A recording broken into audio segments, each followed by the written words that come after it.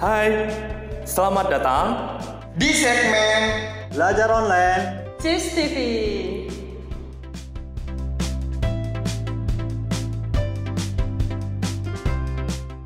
Minasan domo. Asari tomoshimasu. Yoroshiku onegai itasimasu. Honjitsu Dai 1課のみんなの日本語1始めていきたいと思いますya. Jadi untuk hari ini kita akan belajar di Minna no Nihongo Ichi. Buku itu tentang bab 1 atau pelajaran 1. Oke. Minasan semuanya kita lihat ke papan tulis di sini sudah tertulis bumpo-bumpo yang ada di bab 1 atau pelajaran 1. Oke, mari kita lihat. Nite masyo. Oke, di pola yang pertama itu ada rumus atau pola kalimat atau bahasa Jepangnya itu bumpo atau bunke ya. Itu kata benda 1, wa, kata benda 2, des. Apa sih ya, kita akan bahas nih poin-poinnya yang ada di pola kalimat pertama ini ya. Pola kalimat ini itu termasuk kalimat positif minasan. Jadi ketika minasan mempergunakan pola kalimat ini, berarti kalimat yang minasan buat itu adalah kalimat positif ya. Jadi di sini ada terdiri partikel ya, kita bahas ke partikel dulu ya. Partikel itu penyambung kata dan kata untuk atau dalam kalimat ya. Jadi di sini ada partikel wa. Kok wa sensei kan di sini tertulisnya huruf h. Nah, di sini ada catatan yang minasan. Catatannya adalah yang perlu minasan ingat adalah huruf hiragana H ketika digunakan sebagai partikel dibaca wa ya. Jadi huruf H itu ketika dia fungsinya itu sebagai partikel itu dibacanya wa ya, huruf H itu ya. Jadi dibacanya itu wa. Jadi kata benda wa, kata benda 2 des. Nah, des ya. Des di sini diletakkan di akhir kalimat, itu berfungsi sebagai menyatakan bahwa kalimat tersebut sudah sopan minasan. Jadi kalimat yang berakhiran des atau ditutup dengan des itu sudah merujuk ke sopan, bentuk kalimatnya sudah sopan ya. Nah, sini tadi sama sebagai penutup kalimat. Jadi des itu selalu di akhir kalimat sehingga menjadi penutup kalimat ya. Nah, kata benda kita berbicara kata benda ini di sini semuanya luas ya. Tidak hanya contohnya benda. Bahasa Indonesia benda itu ya buku, ya handphone, ya kamera, tidak ya. Di sini kata benda. Termasuk kata benda itu apa aja? Banyak sekali. Nanti kalian minasan semuanya lihat di buku Minna no Nihongo Ichi. Ada banyak sekali. Dalam bahasa Jepang itu dikatakan Messi ya. Messi ya, bukan Messi yang pemain bola itu ya di Barcelona, bukan ya. Jadi Messi ya. Messi itu bahasa Jepangnya untuk kata benda. Di sini kita lihat kita masukkan pola kalimat untuk ke contoh kalimatnya atau bahasa Jepangnya itu reibu no ichi ya. Contoh kalimat pertama, watashi wa Muhammad san des atau watashi wa Muhammad des. Saya adalah Muhammad. Watashi wa Muhammad des. Saya adalah Muhammad. Ya, jadi tuh kata benda satunya itu adalah watashi, kata benda duanya itu adalah nama.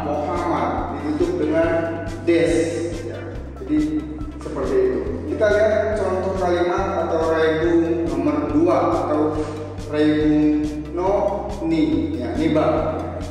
Watashi wa sensei desu.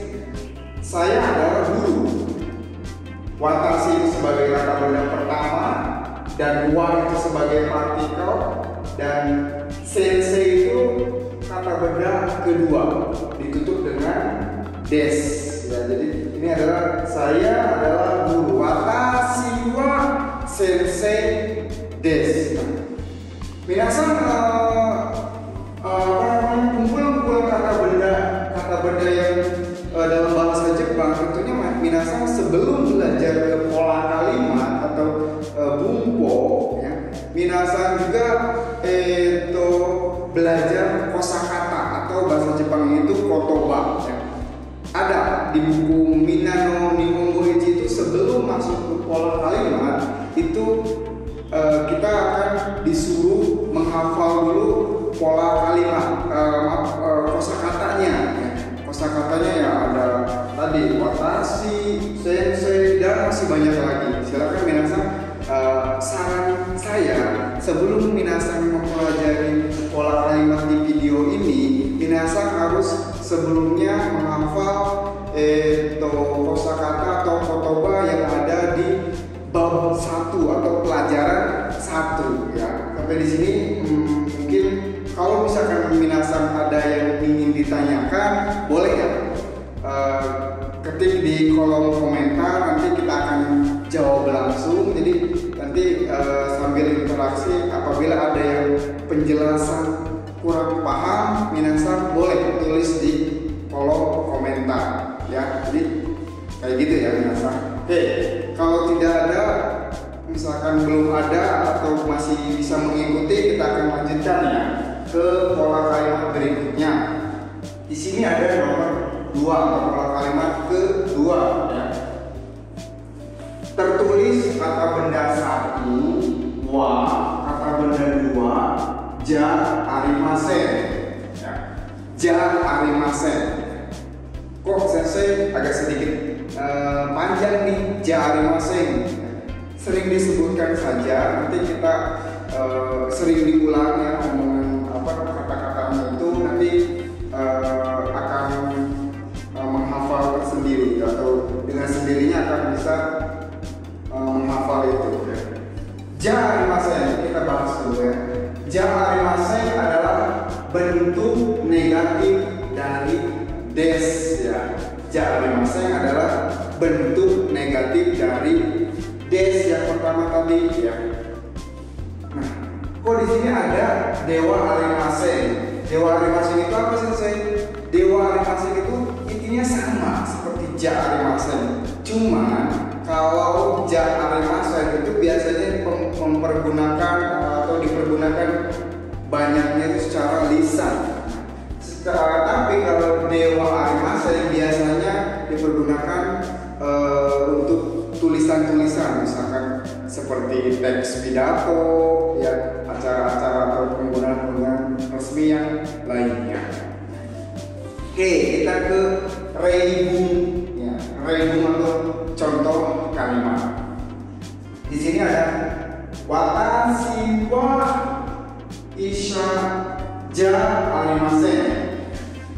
Watashi wa isha ja arimasen artinya adalah saya bukan dokter. Nah, bisa disimpulkan dari contoh kalimat tersebut berarti, ya, ja arimasen itu diartikannya atau kita mengartikannya itu bukan.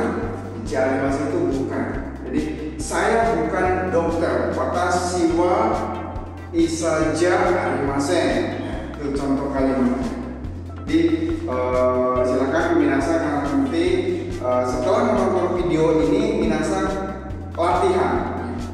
latihan atau tugasnya adalah silakan minasan buat contoh kalimat atau reibung dari pola kalimat pertama, ya, 5, dan nanti pola kalimat kedua itu adalah sama 5 juga. Nanti bentuk buatkan bentuk kalimat seperti pola kalimat yang sudah kita bahas tadi, gitu ya.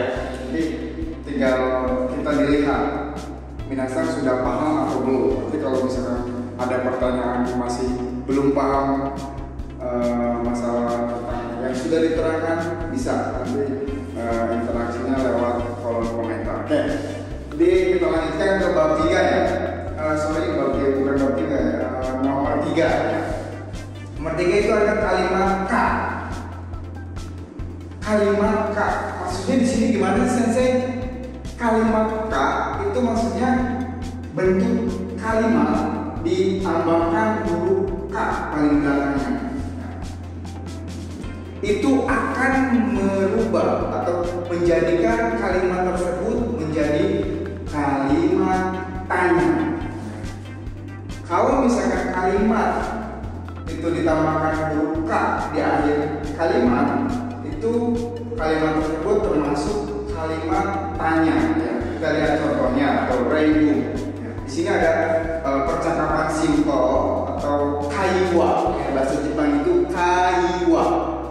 Itu percakapan simpel antara si A dan si B. Ya. Kita lihat. Ya. Muhammad san wa Indo jin desu ka? Apakah saudara Muhammad orang India? Jin desu ka? Biasanya untuk kalimat tanya intonasinya itu agak naik. Ya, jadi Muhammad san wa Indo jin desu ka? Begitu ya. Jadi cara pembacaan juga menentukan bentuk kalimatnya. Nah, jawaban dari si B adalah Hai Indo jin desu. Ya, dia orang India. Karena Indo jin itu orang India. Ada di kosakatanya, mungkin minasan sudah membaca atau sudah menghafalkannya. Jadi Hai Indo jin desu. Ya, dia orang India. Jadi seperti itu. Ya. Itu contoh penggunaan rumus. Ada kalimat ditambahkan huruf K. Kalau kita lihat di sini, ini suatu kalimat ya ditambahkan huruf K di akhirnya. Ya, meskipun di sini ada jin des sudah ditutup, tapi ditambahkan huruf K dia menjadi kalimat tanya. Ya, jadi seperti itu. Nah, selain kalimat tanya yang diakhiri dengan huruf K, itu ada juga contoh kalimat tanya dengan kata tanya. Ya, kata tanya itu kalau misalkan minasan masih ingat pelajaran bahasa Indonesia ada 5W plus 1H kalau tidak salah. Tuh ada di mana, kapan, waktunya berapa, atau bagaimana, seperti itu. Di sini ada contohnya. Reibu iin-san wa oikutsu desu ka? Iin-san wa oikutsu desu ka? Saudara ini umurnya berapa tahun? Di sini meskipun dia menggunakan kalimat atau akhirannya ka, tapi di sini ada kata tanya.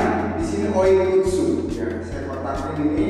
Itu oikutsu ada artinya itu untuk menanyakan umurnya berapa ya. Jadi itu contoh lain dari kata tanya atau kalimat tanya. Jadi mungkin di bab 1 atau pelajaran 1 kali ini hanya sekian ya. Minasan boleh nanti buatkan ya di asrama, buatkan percakapan minimal simpel saja seperti ini ya. Praktekkan, dihafalkan, dipraktekkan bersama temannya. Jadi Nihongo wa sukawanai to Nihongo ga umaku dekinai. Jadi bahasa Jepang itu minasan itu harus dipakai atau harus dipergunakan ketika minasan ingin cepat pandai, ingin cepat main bahasa Jepang. Minasan boleh ya praktekkan omongan saya. Silakan pakai, ya, nggak apa-apa. Ya di mes itu dipakai. Seperti itu. Mungkin itu saja yang bisa saya sampaikan. Next di pelajaran kedua atau di bab selanjutnya nanti kita akan bertemu di video selanjutnya ya. Terima kasih ya atas perhatiannya. Jangan lupa belajar terus bahasa Jepang. Minasan nihon e ikitai kara, minasan karena ingin berangkat ke Jepang, nihon o benkyou shite kudasai. Tolong belajar bahasa Jepang ya. Terima kasih. Domo arigatou gozaimasu. Otsukaresama deshita. Minasan, gokigen ikaga desu ka? Gimana nih kabarnya semuanya? Semoga kita selalu dalam keadaan baik-baik saja atau sehat walafiat. Konkai dai ika Nihongo no minna no ichi sujukete ikitai to omoimasu. Kali ini kita akan melanjutkan bab 1 yang sebelumnya sudah dibahas di video sebelumnya.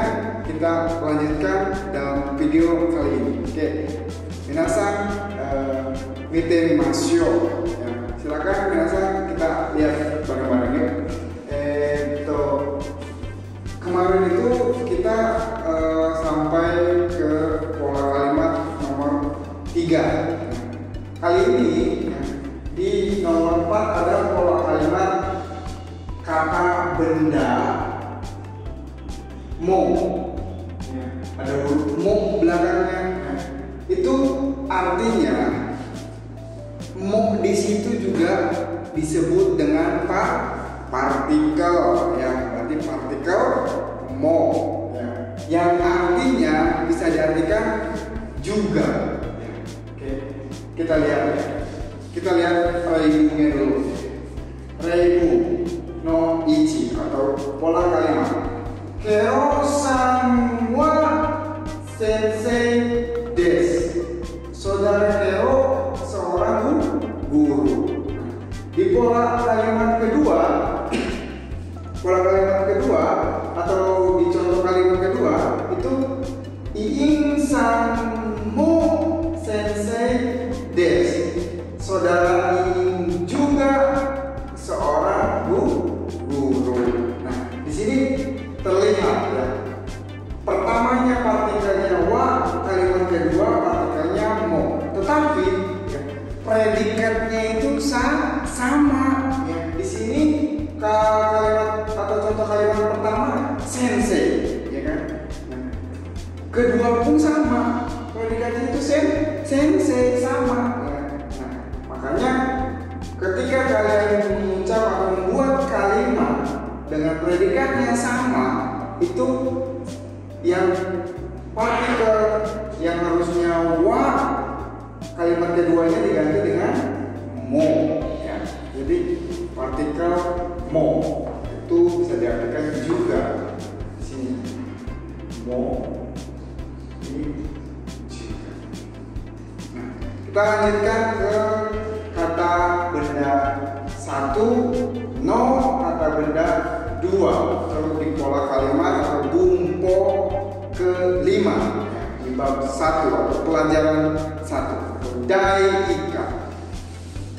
Kata benda 1, no kata benda 2. Oke. Di sini ya, ada lagi selain partikel mo tadi, kita ditemukan lagi dengan partikel menasan ya, yaitu partikel no ya, yang bisa diartikan untuk kali ini ya, kata benda yang di depan menandakan kata benda yang belakang. Kita contohkan ya.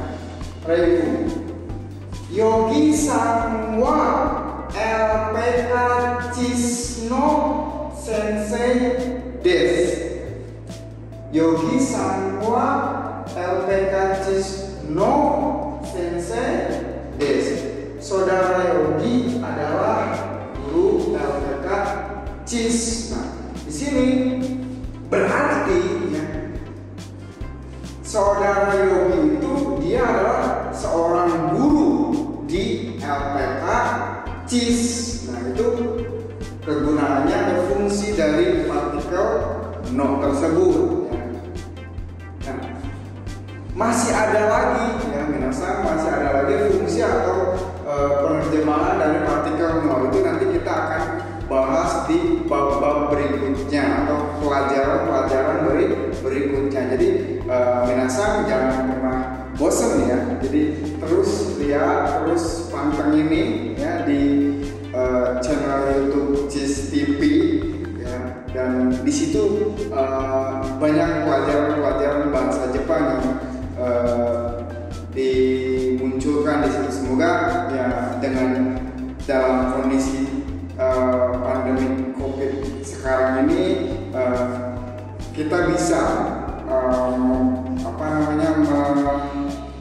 istilahnya berinteraksi meskipun kita tidak langsung, tapi melalui video inilah minasan bisa belajar bahasa Jepang. Ternyata bahasa Jepang itu tidak muluk-muluk hanya bertatap muka saja. Ternyata lewat video pun minasan bisa belajar bahasa Jepang ya. Jadi seperti itu. Oke. Mungkin kita lanjutkan lagi dulu ya. Lanjutkan ke nomor 6. Di sini ada nani san. Apa sih itu san itu? Biasanya san itu dipergunakan untuk setelah nama orang. Contohnya Yogi-san, Diki-san, Topik-san. Itu biasanya cara